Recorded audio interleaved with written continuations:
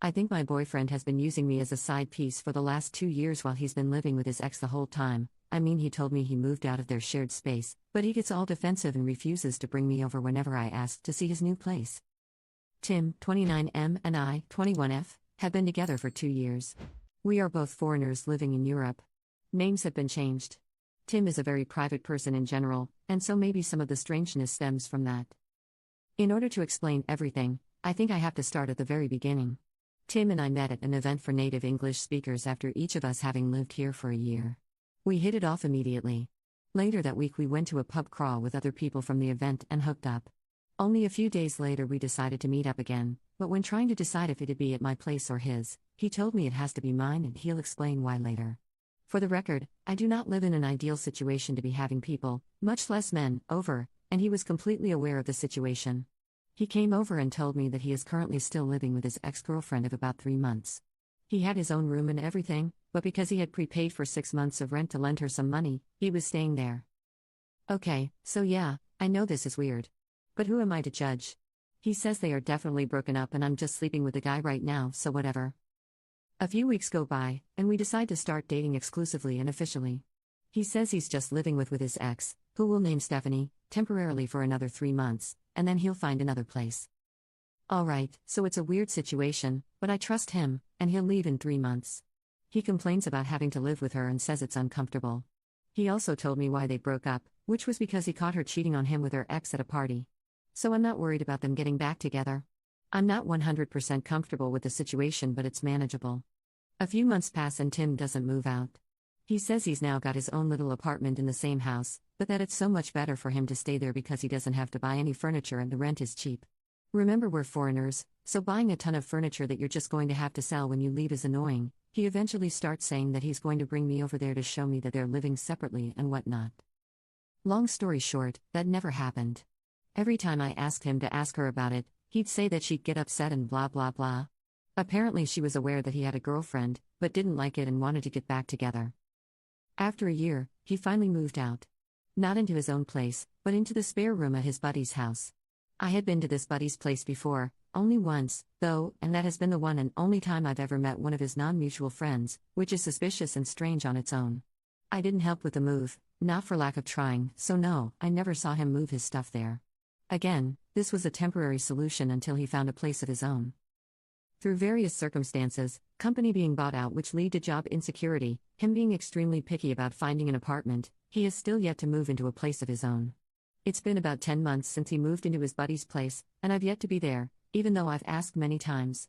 He always says yes, but then later says that he doesn't want to intrude or be a nuisance, etc. So essentially, I've never seen where he lives. Those things, along with me never having met his friends or Skyped with his family, are the underlying basis for my suspicion, but here's where the real stuff comes. Last night, when I couldn't sleep, I went Facebook stalking. I searched for tagged photos of Tim because I know he's weird about his Facebook and doesn't let tagged pictures and posts show up on his wall. While going through the pictures, I found 3 pictures of him while he was visiting home over the summer. In each of the 3 pictures, there is a girl, who is untagged, and sitting next to Tim. In 2 of the 3 pictures his arm is around her, but the pictures are more posed and everyone's arms are around each other. 2 of the pictures are with friends, so I figured she's a friend from home, no big deal. In 1 picture though, they are with his sister and her husband and daughter. So a much more intimate picture. I do not know what Stephanie looks like, and she doesn't have Facebook. I can't find a picture of her through Googling. But I think this girl might be her.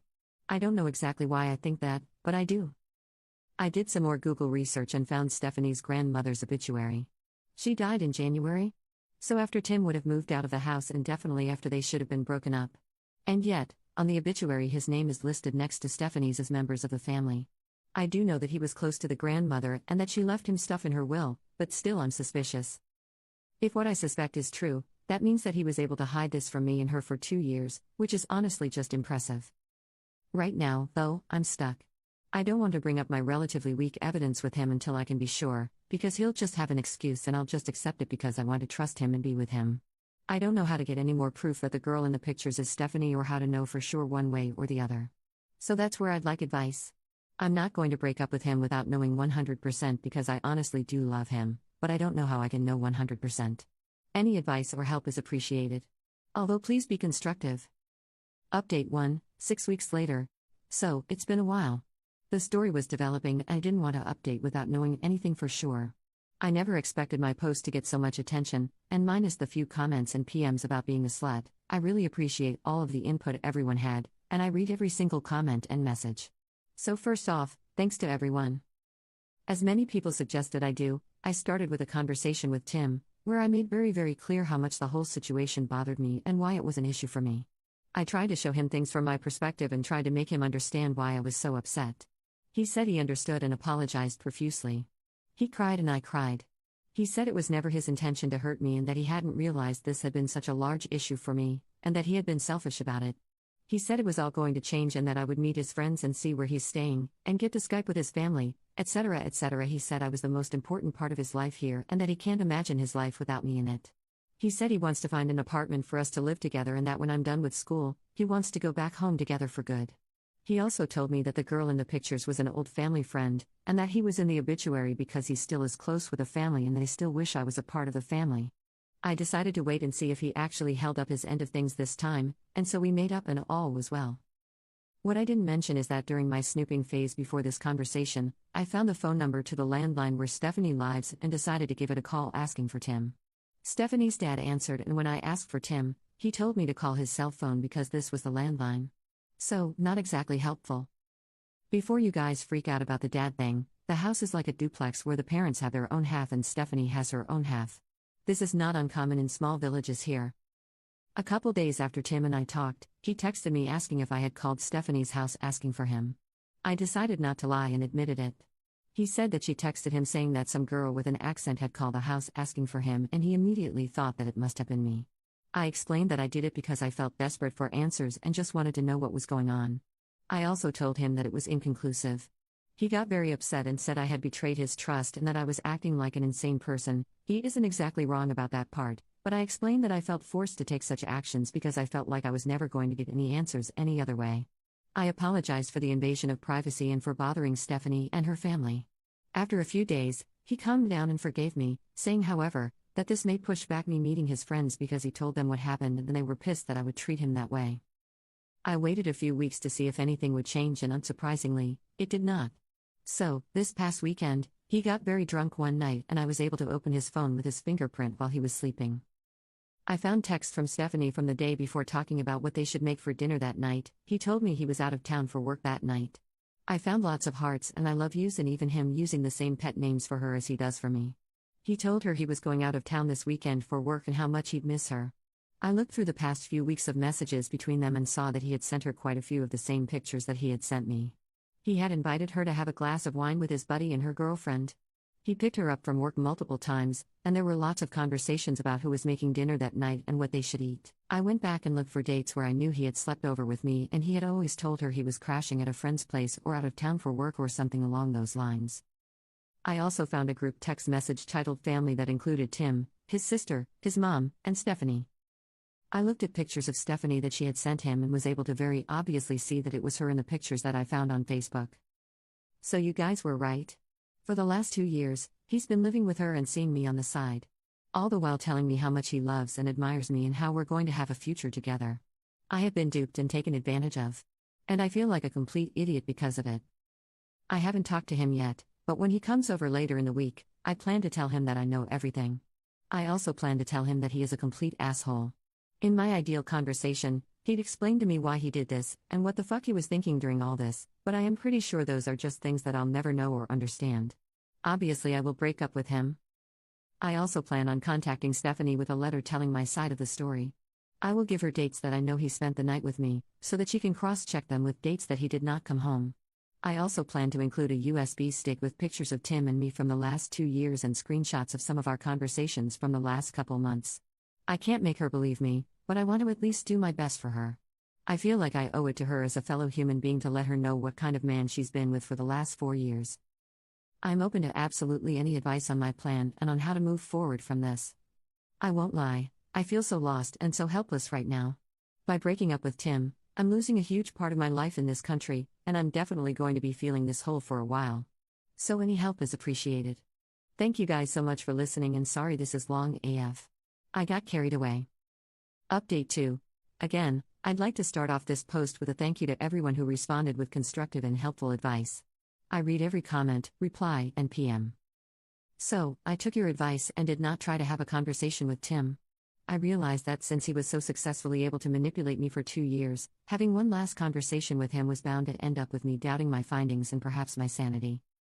I wrote Stephanie a 3-page letter, detailing the relationship that Tim and I have had over the past 2 years, making clear that it was serious and not just a fling. I mentioned dates and events that most people would not have known about, and I included the intricate lies and backstory that he had told me. I included a list of dates from the last 2 months that he spent the night with me and encouraged her to cross-check them with nights that he wasn't at home. I printed out a few photos of us as a quick visible proof, and I included the rest of the photos on a USB stick in the letter. The stick also contained screenshots of any particularly incriminating conversations that we've had over the last few months. I scanned postcards that he had sent me from various vacations and included those as well. For safe measure, I also included a copy of the letter, in case the hard copy went somehow mysteriously missing. I gave her my email address and phone number and asked her to contact me if she wanted to. On Wednesday night, I had someone drive me to where she lives. If Tim was there, I would just have confirmations that he actually lives there and we'd leave. If he wasn't there, I'd ring the doorbell and hand her the letter personally. We drove the 45 kilometers and Tim was sitting there in the living room on his laptop. It was obvious he lived there. She was nowhere to be seen. His and her names were on the mailbox. I called to see if he'd pick up and he ignored the call. We headed back home. On Thursday morning, I mailed the letter. I ensured that it was registered post. In order to receive the letter, she'd have to show her ID and sign for it. On Friday, the letter arrived. She was not home, so she received a notification to go pick the letter up at the post office. On Saturday morning, she picked it up and I got an email of the receipt with her signature on it. Throughout all of this, I conversed normally with Tim and made excuses as to why he couldn't come over during the week, so as to not tip him off to anything. He stopped talking to me about 20 minutes after she picked up the letter Saturday morning, and I have not heard from him since. He has, however, defriended me and my family on Facebook. I have not heard from Stephanie either. So, now it's really over. I hope with my whole heart that he was not able to lie and manipulate his way out of the situation with her, but I will probably never know. I do not expect to hear from him again. I feel very lonely, taken advantage of, and beaten down. I'm going to do my best to try to come out of this situation without trust issues and without being cynical and jaded. I'm seeking therapy to make sure I don't slip into depression. For now, I need to find ways to distract myself and fill up any free time. Thanks again for all your help, r/relationships. This really sucks, but I'll get through it and hopefully be a stronger person for it.